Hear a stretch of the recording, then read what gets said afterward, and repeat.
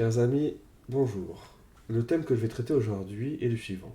Qu'aurait fait un roi pour la guerre en Ukraine? Qu'aurait fait un roi confronté à cette guerre entre la Russie et l'Ukraine? Et cela va permettre de mieux comprendre les principes traditionnels de la politique en France, et ici spécifiquement la diplomatie. Évidemment, c'est de l'histoire fiction, de la politique fiction, donc ce que je dis là n'est pas forcément ce que se serait passé à 100%, hein, avec toutes les réserves que l'on peut avoir.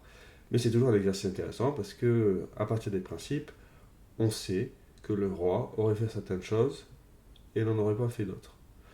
Pour le dire tout à fait brutalement, le roi aurait fait absolument l'inverse de ce qu'a fait un Macron pendant cette période et la plupart des pays occidentaux.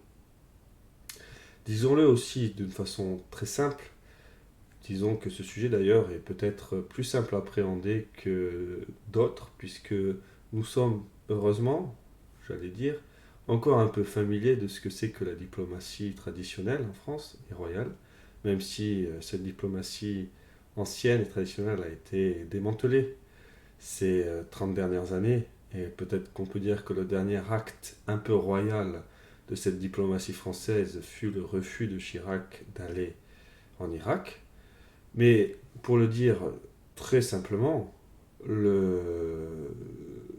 diplomatie royale correspondrait grossièrement à ce qu'on appellerait une politique gaulliste. En fait, cette appellation n'est pas exacte, puisque la politique gaulliste n'est qu'un reliquat, ou plutôt une imitation, une tentative de continuer la politique capétienne, la diplomatie capétienne, telle que d'ailleurs l'avaient souligné des auteurs comme Jacques Bainville et Maurras. Et sous cet aspect, il faut dire qu'après la Révolution, la diplomatie fut un des secteurs, disons, où la grande tradition a continué. Évidemment, en fonction des volontés politiques, c'est-à-dire aussi des régimes, il y a eu des hauts et des bas, et des grands bas, par exemple pendant la Troisième République et la Quatrième République, qui ont été une succession d'erreurs monumentales et qui se sont éloignées de la tradition française et royale. Et d'ailleurs, c'est le cas aussi pour la diplomatie de Louis-Philippe et le cas aussi de la diplomatie de Napoléon III, même si comparé à la Troisième République et à la Quatrième, c'était relativement mieux. Relativement, très relativement. Alors, pourquoi d'abord parler de ça? Alors déjà, comme je viens de vous l'expliquer, le fait qu'il y ait un roi, c'est une continuité de la volonté politique. Et pour avoir une diplomatie forte, il faut avoir une volonté politique. Qu'est-ce que c'est que la diplomatie? C'est des souverains qui se parlent les uns aux autres. Quand le souverain est soi-disant populaire, en fait, changeant et contrôlé par des petites officines derrière, mais en tout cas changeant et en tout cas ne se souciant pas du bien commun, parce que ce n'est pas leur sujet, et bien comment voulez-vous faire une bonne diplomatie? Car qu'était la diplomatie française autrefois sous le roi, par les rois? C'était une grande diplomatie dans le sens non seulement protéger l'international, mais ça en fait c'est secondaire, nous le verrons, mais qu'elle se souciait du bien commun et du bien des différents peuples et des différents pays et souverains, au besoin en utilisant la force, donc c'est-à-dire la guerre juste. Et toutes ces notions de guerre juste, etc., étaient des choses normales. Et donc, on va essayer de illustrer ces principes que je vais boucher très rapidement, qui mériteraient euh, d'être examinés de façon plus détaillée, mais ce sera une autre fois. Mais enfin, disons que par l'illustration, on va essayer de comprendre un peu ces principes. Et l'illustration en question, c'est qu'aurait fait un roi pour ce cas de la guerre en Ukraine. Disons-le tout net, en fait, la question évidemment est un peu piégeuse, puisque la question c'est de quand le roi aurait-il été sur le trône. Disons que si la France avait été une monarchie depuis très longtemps, disons, était redevenue une monarchie depuis, disons, allez, 1870 par exemple, ne serait-ce que cela, la face du monde serait grandement changée, puisque la diplomatie aurait été complètement différente. Et on pourrait même imaginer qu'on n'aurait pas eu, ou en tout cas pas avec ces extensions que nous avons connues, des guerres mondiales aussi longues, qu'on aurait eu des paix beaucoup plus rapidement. Et que si les guerres qui auraient eu lieu n'auraient eu lieu que dans l'optique d'avoir des paix plus solides. Et pour en revenir à l'Ukraine, c'est clair, le roi n'aurait jamais, premièrement, trahi la parole qu'il a donnée. Et en l'occurrence, ce sont les accords, les fameux accords de Minsk qu'il y a eu en 2014, vous savez, après les, euh, les révolutions, la révolution en Ukraine. Euh, il y a eu des accords entre le gouvernement de Kiev et puis les républiques autonomes, qui étaient donc des provinces, mais en leur reconnaissant l'autonomie de l'Est de l'Ukraine. Et les garants de ces accords étaient d'un côté la Russie pour les provinces de l'Est de l'Ukraine, et de l'autre part, pour le gouvernement de Kiev, la France et l'Allemagne. Et Macron et compagnie a complètement trahi sa parole. Ce qui est un peu un exercice commun et généralisé dans la modernité. Plus on se rapproche d'aujourd'hui, plus on a l'impression que tout accord, toute promesse, toute signature du soi-disant souverain, ce qui prouve d'ailleurs qu'il n'est plus vraiment souverain, et puis qu'à force d'avoir nié la vraie souveraineté en imposant la souveraineté populaire, on a tué la réalité de la souveraineté et de l'autorité, qui en France ne peut être incarnée que dans le roi très chrétien. Et bien donc, tous ces accords, etc., on a l'impression que ça ne devient plus que des morceaux de papier qui sont voués à être trahis. Mais, en tout cas pour la France, il y avait une continuité de la tradition diplomatique dans dans son personnel déjà. On sait très bien que depuis très longtemps, par exemple, le corps diplomatique euh, est composé d'une concentration, par exemple, de nobles très importante, parce que c'était eux qui traditionnellement avaient les relations, et spécifiquement en Europe, mais pas que, le savoir-vivre et tout ça, pour aller discuter avec les autres pays, et avec souvent des liens familiaux. Ça, on oublie aussi ça très souvent, mais les rois se mariaient entre eux, les familles royales se mariaient entre eux, je veux dire. Et donc tout ça, c'était des forces pour le réseau diplomatique, et de vrais atouts pour désactiver les crises, pour en réduire les conséquences, et pour revenir à une paix durable. Hein, parce que si c'est pour faire une paix qui va retomber très rapidement avec des conditions complètement injustes, on ne s'en sort pas. Bon, et donc le roi, dans le cas de l'Ukraine, premièrement, n'aurait pas trahi sa parole. Et si la France, à ce moment-là, n'avait pas trahi sa parole, il est à peu près certain que la guerre n'aurait pas eu lieu. La guerre a été déclenchée sur pas des centaines, mais des déceptions euh, en répétition, des déceptions accumulées de la part de la Russie, qui ne cessait de demander aux partis français et allemands, qui, pour cette fois, et maintenant ça devient de plus en plus commun, malheureusement, ils sont devenus complètement des vassaux des États-Unis, sans plus aucune indépendance, mais ce qui va ensemble. Hein.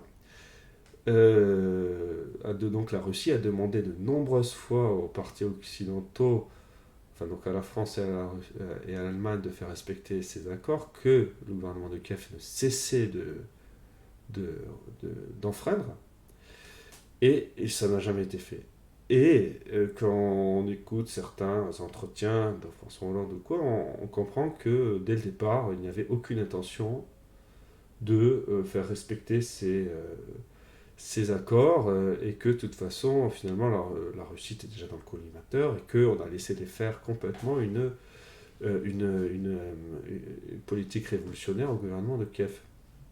Évidemment, un roi, du fait même que c'est héréditaire, et du fait même qu'il engage sa signature et celle de toute sa famille, et derrière celle de tous les Français, n'irait pas trahir sa parole. C'est une question d'honneur. c'est assez naturel. Quand un souverain est permanent, en tout cas stable, qui ne change que rarement, parce que dans la royauté, les règnes sont forcément plutôt longs. Il peut y avoir des accidents de parcours, mais disons que j'avais entendu dire que la moyenne d'un règne c'était 13-14 ans, donc en comptant les règnes excessivement courts d'enfants morts-nés, etc., qui durent peut-être que quelques jours ou quelques mois, mais il y a de nombreux règnes qui sont beaucoup plus longs que cela, et à chaque fois qu'il y a un long règne avec un roi, c'est un gage de stabilité, de prospérité et de cohérence pour la diplomatie.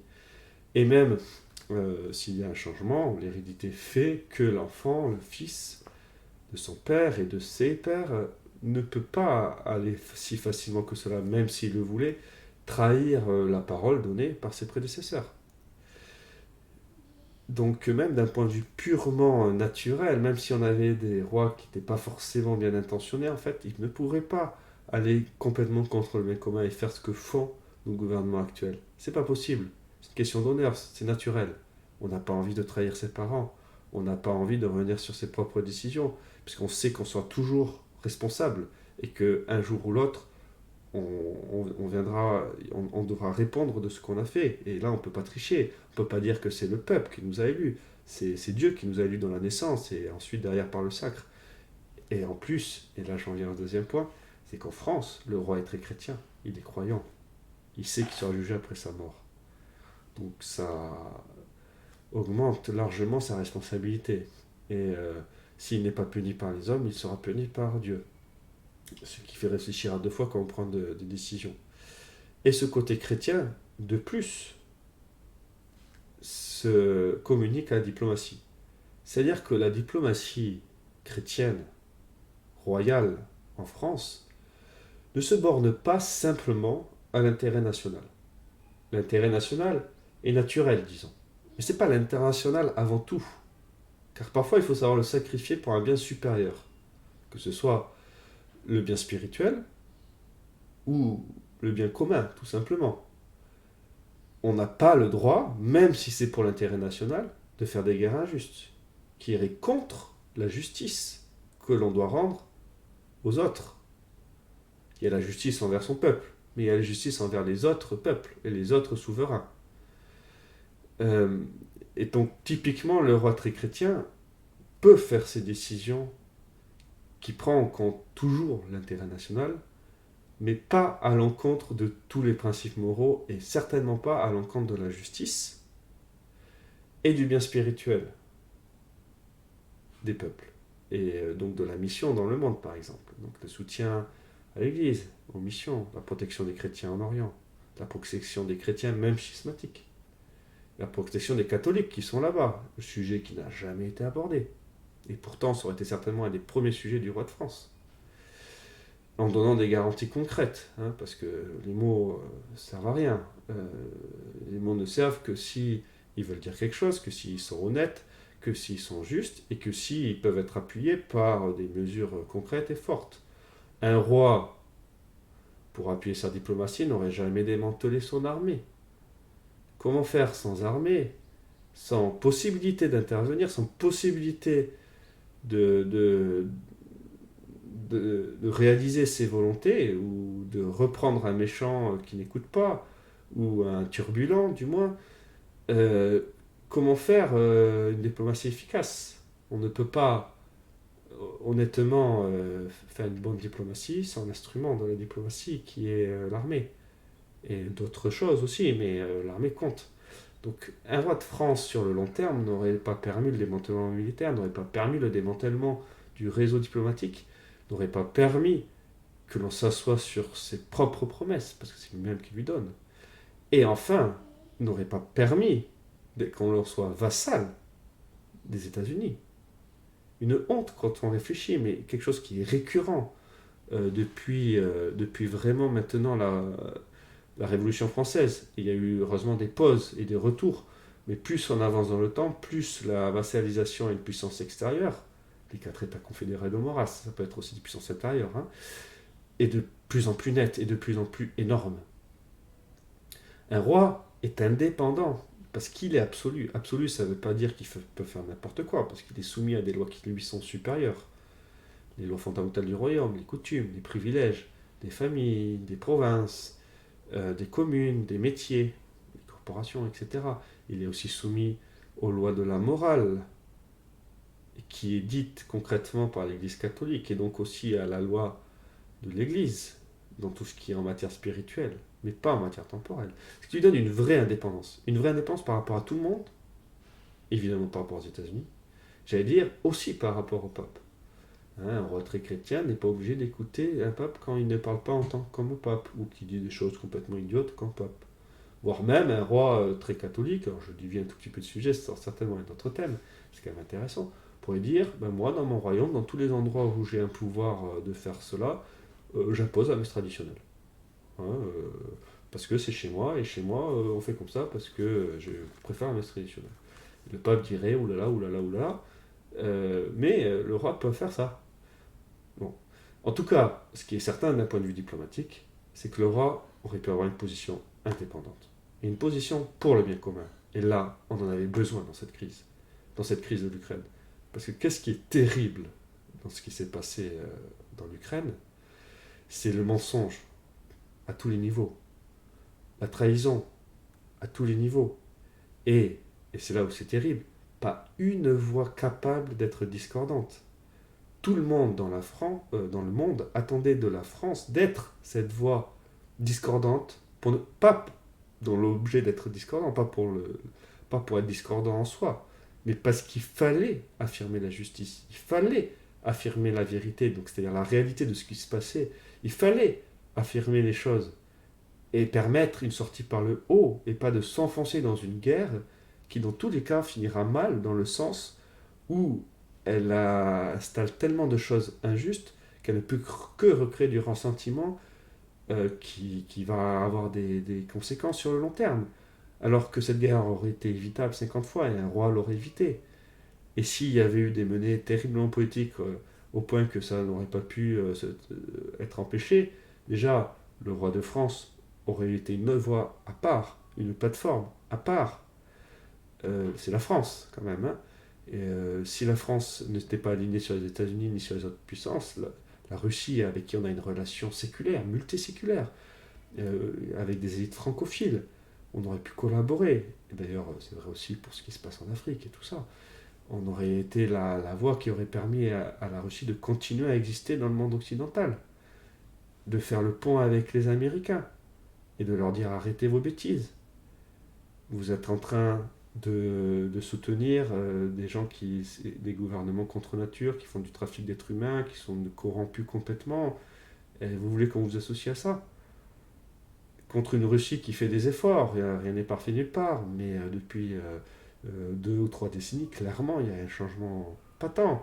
Et là, un roi très catholique avec des relations diplomatiques pourrait accompagner ce changement, aider, et pourquoi pas aider aussi à un rassemblement, enfin je veux dire, à résoudre ce schisme, même si c'est des choses qui prennent beaucoup de temps. Et donc pour la guerre en Ukraine, évidemment, le roi, même si la guerre a été déclenchée, aurait été un pivot pour une paix, et une paix durable et juste. Et avec une armée et un réseau diplomatique encore puissant, elle aurait pu aller travailler partout pour trouver une solution par le haut. Et le fait d'être roi très chrétien, il est aussi un appui du pape. Il peut s'appuyer sur le pape, parce que la diplomatie vaticane est très forte. Et une France royale et un pape, même comme il est aujourd'hui, les deux travaillant par exemple pour la paix en Ukraine, peuvent vraiment obtenir des choses. Le grand drame de l'Occident, c'est que la France n'a plus son roi et n'existe plus d'un point de vue royal. Donc, en conclusion, c'est un sujet en fait assez facile. Qu'aurait fait un roi pour la guerre en Ukraine? Il aurait évité. Il aurait été indépendant par rapport aux États-Unis. Il aurait maintenu une armée, une diplomatie. Il aurait maintenu le contact avec la Russie. Il aurait cherché la justice et le bien commun de ses peuples, même quitte à sacrifier, évidemment, des intérêts français. Parce qu'on imagine très bien que du côté américain, etc., on arriverait avec la menace de tout ce que vous voulez comme mesure économique, etc. Mais un roi de France qui est souverain pour de vrai, parce qu'il est souverain élu par sa naissance, donc indirectement par Dieu, et élu par Dieu directement confirmé dans le sacre, prend ses décisions indépendamment. Il en va de son honneur, il en va de sa mission, il en va de sa responsabilité. Donc c'est clair, vive le roi, et vivement une restauration.